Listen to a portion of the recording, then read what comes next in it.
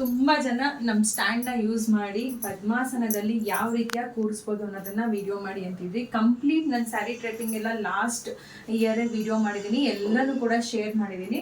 But ಈಗ ಪದ್ಮಾಸನದ ಒಂದು ನಾನು ತೋರಿಸ್ತಾ ಇದ್ದೀನಿ. ನಾರ್ಮಲ್ ನಮ್ಮ ಒಂದು ಸ್ಟ್ಯಾಂಡಿಗೆ ಈ ಒಂದು ಹ್ಯಾಂಗಲಲ್ಲಿ ಏನು ನಾವು ಫೋಲ್ಡಿಂಗ್ ಕೊಟ್ಟಿದ್ದೀವಿ, ಆ ಹ್ಯಾಂಗಲಲ್ಲಿ ಆಲ್ಮೋಸ್ಟ್ ಆಲ್ ನಾನು ಯಾವ ರೀತಿಯಾಗಿ ಲಾಸ್ಟ್ ಇಯರ್ ತೋರಿಸಿದ್ದೀನಿ ಅದೇ ಥರನೇ ಸೀರೆನ ಸುತ್ತಬಿಟ್ಟು ಇಲ್ಲಿ ಪಿನ್ ಮಾಡಿರೋಂಥದ್ದು. ಆನಂತರ ಈ ಕಡೆ ಲೆಫ್ಟ್ ಲೆಗ್ ಯಾವಾಗಲೂ ಕೂಡ ಅಂದರೆ ರೈಟ್ ಲೆಗ್ಗು ಕೆಳಗಡೆ ಡೌನ್ ಮಾಡಿರೋ ಥರ ನಾವು ಬಿಡ್ತಾ ಇದ್ದಿದ್ದು.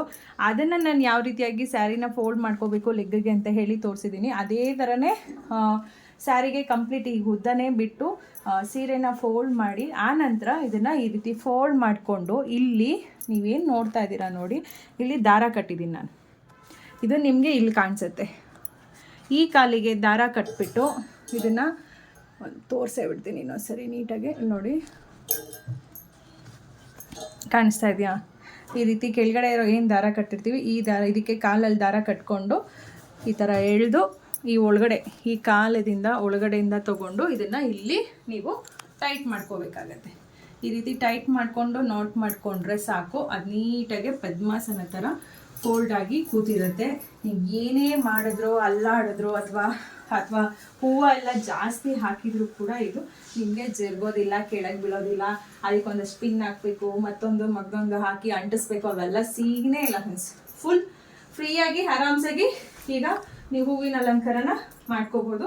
ಈಗ ನೆರಿಗೆ ಎಲ್ಲ ಏನು ಹಾಕಿರ್ತೀವಿ ಅದನ್ನು ಕಂಪ್ಲೀಟ್ ಈ ರೀತಿ ಜೋಡಿಸ್ಕೊಂಡಿದ್ದೀನಿ. ಈಗ ಇದ್ರ ಮೇಲೆ ಒಂದು ಪ್ಲೇಟ್ ಇಟ್ಬಿಟ್ಟು ಆ ನಂತರ ನಾವು ಬಿಂಗೆ ಇಟ್ಕೊಳ್ಳೋದು. ಈ ಥ್ರೆಡ್ ಇಲ್ಲಿ ಕೆಳಗಡೆ ಸೇರ್ಕೊಂಡಿರುತ್ತೆ, ನಿಮ್ಗೆ ಏನು ಇದು ಪ್ರಾಬ್ಲಮ್ ಕೊಡೋದಿಲ್ಲ. ಇವಾಗ ಇದ್ರ ಮೇಲೆ ಒಂದು ಪ್ಲೇಟ್ ಇಟ್ಟು ನಾವು ಈ ರೀತಿ ಬಿಂಗೆ ಇಡ್ತೀವಿ, ನೋಡ್ಬೋದು.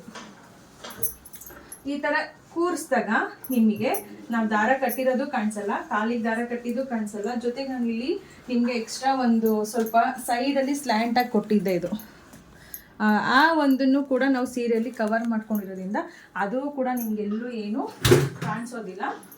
ಈಗ ಸ್ಯಾರಿದು ಪಲ್ಲು ಪಾರ್ಟನ್ನ ಜಸ್ಟ್ ಈ ರೀತಿಯಾಗಿ ಹಾಕೊಂಡು ಕಂಪ್ಲೀಟ್ ಇದನ್ನು ಹರಡಿಸ್ಕೊಂಡ್ರೆ ಮುಗೀತು. ಪದ್ಮಾಸನದಲ್ಲಿ ಸಖತ್ತಾಗಿ ನಮ್ಮ ಲಕ್ಷ್ಮಿಯವರು ಸೂಪರಾಗಿ ಕಾಣಿಸ್ತಾ ಇರ್ತಾರೆ.